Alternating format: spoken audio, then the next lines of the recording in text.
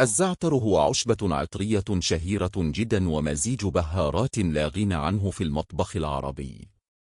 وهو ليس مجرد عشبة واحدة، بل هو في العادة خليط من أوراق الزعتر المجففة والبردقوش والمردقوش، وغالبا ما يضاف إليها بذور السمسم المحمصة والسماق وأحيانا الملح.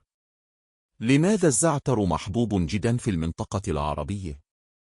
يمتلك الزعتر نكهة ترابية حامضية قليلا ومكسراتية وعطرية مميزة ولذيذة. يمنحه السماق حموضة فريدة، بينما يضيف السمسم قرمشة لطيفة وعمقا من نكهة المكسرات.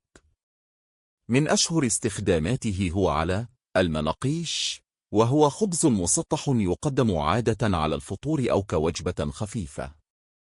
الغموس: يخلط الزعتر بزيت الزيتون ويستخدم كغموس لذيذ للخبز.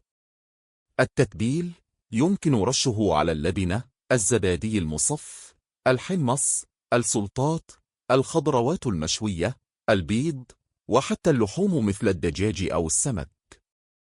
التتبيلات الجافة: يعد الزعتر تتبيلة جافة رائعة أو إضافة ممتازة للمخللات. الأهمية الثقافية والصحية: يحظى الزعتر بمكانة خاصة في الثقافة العربية، وغالبا ما يرتبط بالصحة والحيوية، كما أنه يعرف بفوائده الصحية العديدة، مثل كونه مضادا حيويا طبيعيا ويدعم الجهاز التنفسي والهضمي.